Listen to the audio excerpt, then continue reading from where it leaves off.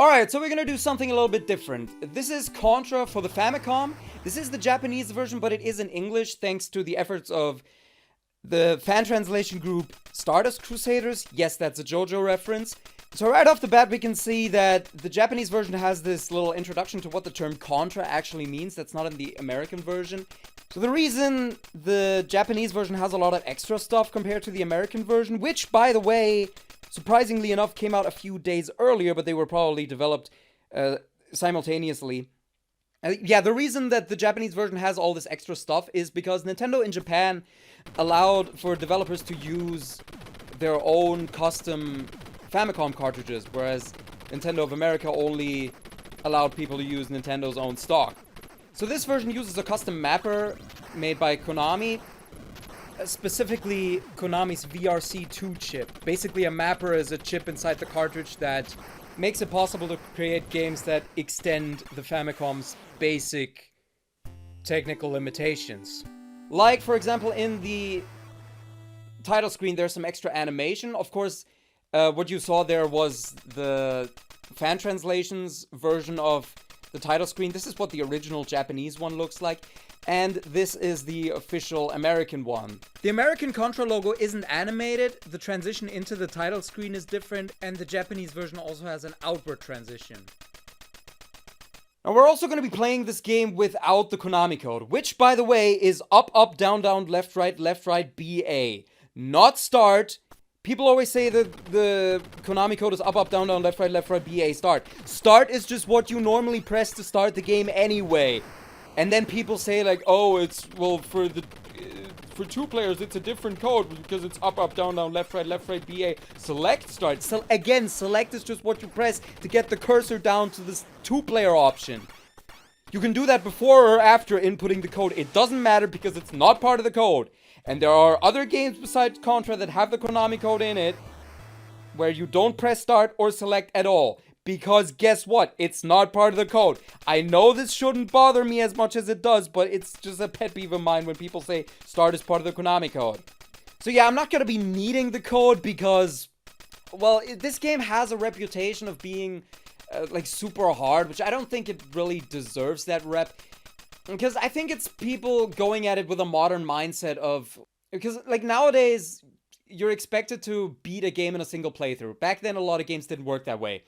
You weren't supposed to beat this game on your first try. You were supposed to keep trying over and over again, and you're going to die a lot before you get good at it. But eventually you do get good at it, and it's really mostly a matter of memorization. Once you've, it's like what people say about learning to ride a bicycle. Once you know how to do it once, it's not that hard. Because there's very little RNG in this game. You just have to know where the enemies are and how to dodge them. Okay, so we've seen all of the demos now, so I'm gonna start the game now. So again, exclusive to the Japanese version, you get a little intro cutscene that explains the story. The American version doesn't have this, although the American instruction manual does give a backstory, but we are talking about a video game localization from the 1980s, so of course they had to do everything differently. So one of the things that they changed was the names of the main characters, Bill, Riser, and Lance Bean, were changed to Mad Dog and Scorpion. Now, I kinda get changing Lance Bean, because it is kind of a stupid sounding name. Even when this came out before, you know, Mr. Bean was a thing, Lance Bean was still kind of a stupid name. But was it really necessary to change Bill Riser? And then the Japanese version takes place in the 27th century, but according to the American instruction manual, the game takes place in the present day. And people honestly try to tell you that localization is nothing more than adapting foreign cultural things into equivalents that we understand, when almost every Japanese game from this era had stuff like this done to it. Please explain how changing the year a game takes place in makes it more accessible to Americans. Yeah, I thought so. Anyway, we're gonna start off the actual game now with Area 1, Jungle. So in the actual gameplay, there are some graphical differences in most of the stages. So here, for example, you can tell that the rock formation that makes up the walls is more detailed in the Japanese version. Or I shouldn't say more detailed, but it's a completely different pattern that repeats a lot less. So they made it repeat more for the American version to save on, you know, the number of tiles in the tile set. Also, those palm trees at the top of the screen aren't animated in the American version.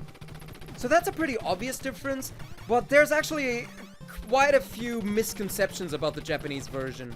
Like, you know how this game keeps looping once you beat it on higher difficulties and it keeps getting harder and harder every time you beat it? A lot of people think the Japanese version starts off at a higher difficulty than the American version does. This is not true. This is just a rumor. So another thing that they changed about the story is the setting or the location where the gameplay takes place.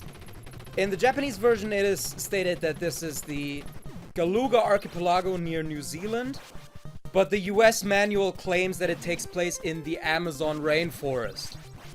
And this change was necessary because... You know what, I give up. There's no point trying to make sense of all these localization decisions. They just change shit for the sake of changing shit.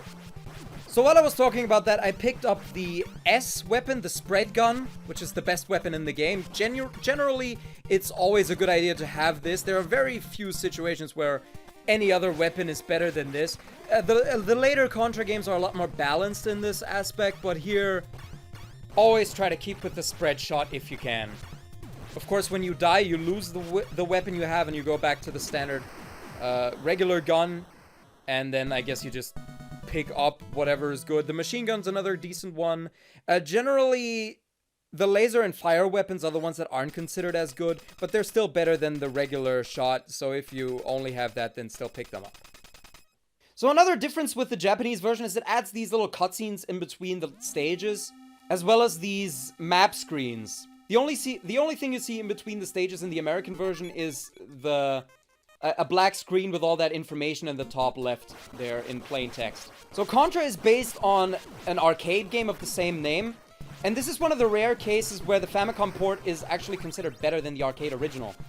So one thing that was weird about the arcade version is it had this weird control scheme where even though you played it with a regular digital 8-directional joystick, it kind of simulated an analog control scheme where if you like rotated the stick, instead of, you know, being locked to 8 directions, you could like do a smooth rotation, but it was pretty finicky because if you hold the stick in one direction and then turn it around, it doesn't like change direction like immediately. It goes through like a motion, and if you want it to just change the direction immediately, you have to like put the stick back in the center and then point it in the direction you want to shoot in. And the arcade version in these third-person 3D perspective kind of stages, there were actually turns that you had to take. It wasn't always a straight line. You had to go left or right sometimes, and there was even a little map screen in the corner. Alright, so this boss, again, has some more detailed animation at those lights at the top there compared to the American version. And I kind of made a mistake there because I shot... Before the actual boss came up, I shot all the not shooting round target thingies before that last turret, and it's kind of... I'll explain it better the next time I get to one of these bosses.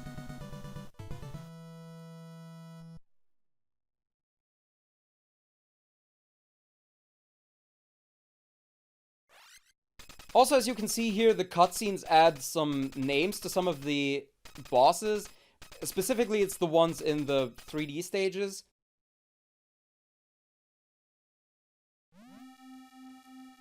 And next up is Area 3 Waterfall, the stage that broke 1,000 friendships. Again, there's some different graphics, most notably the water animations are more detailed here. Also, once again, the rock formation on the walls is a little bit different. It's not as obvious as in the first stage, but if you look closely, there are a few differences. The US version repeats the same tiles more, while the Japanese version has a few different variations.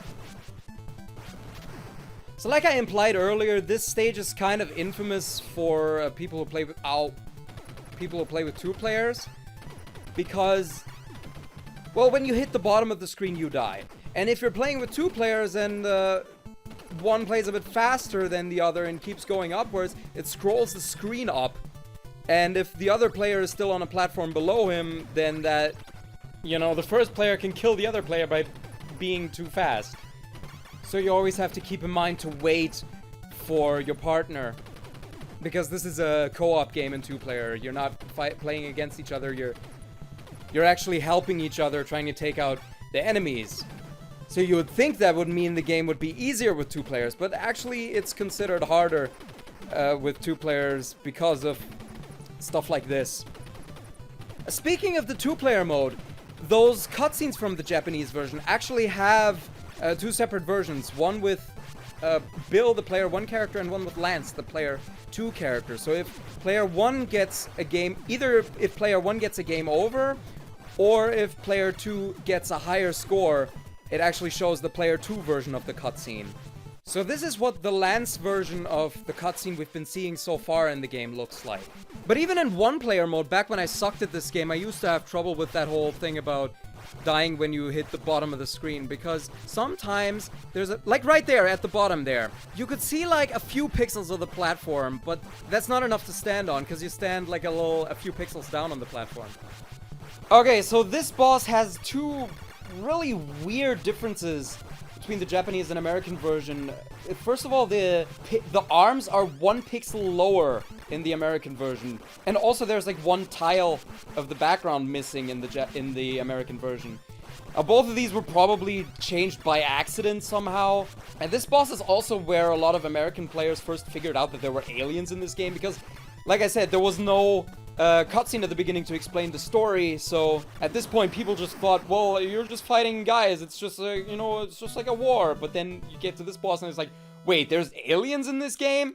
So I mentioned before that the Japanese version takes place in a place called the Galuga Archipelago. That's not actually a real place, but its name may be a reference to the historical book The Gulag Archipelago, about Russian concentration camps. So never mind, maybe that's why they changed it for the American version. Or maybe it's just changed for the sake of change, who knows. So when I was a kid, I used to have trouble with these 3D stages. Not because they're really particularly hard, but because I just overthought them. Because, you know how you can duck and you can jump and there's bullets flying at you from different spawn points. Sometimes the turrets that shoot them are further up on the wall and further down. So I thought like, well, so I thought that there was a problem with like depth perception, where I couldn't tell whether the bullets were actually further up further up or further down, or whether they're just closer to the foreground or in the background. But it turns out the bullets, it doesn't matter how high up the actual cannon is, the bullets are always on the same height when they reach you. So when you duck, you're always going to be dodging them, and also you can always jump over them.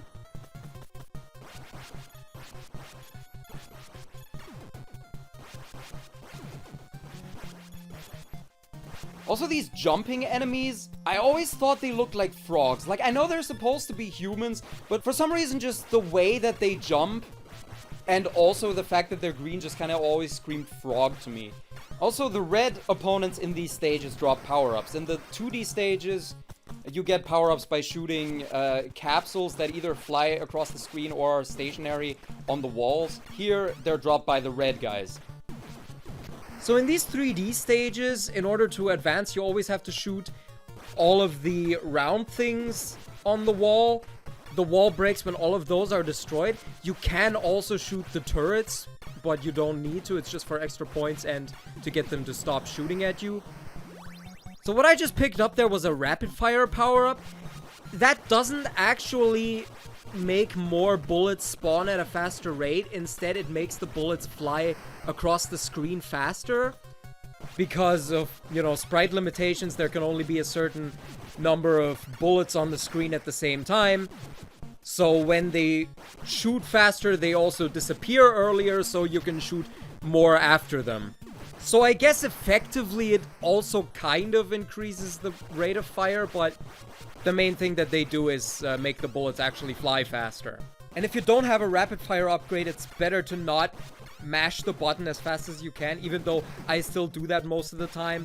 Especially with the spread gun, because if you mash faster than the game can actually load, it only spawns some of the shots and not the entire spread. And it's especially bad with 2 players when both have the spread gun. Okay, so this time I'm gonna make sure to shoot that turret before shooting the final ground thing, so that I don't have to deal with both the boss and the turret at the same time. Because the boss spawns when all the round things are destroyed, but the turrets don't count towards that. So this is the 4th level boss. People always say he looks like a Transformers logo, but I don't know, it might as well just be like a fucking stormtrooper or literally anything with some kind of robotic looking head or helmet. The whole Transformers thing's a bit of a stretch if you ask me. I've even heard people claim that it's supposed to be a reference to Transformers, which, nah. Also, in these 3D stages, when you're playing with 2 players, there's a second elevator to the right that takes the second player up.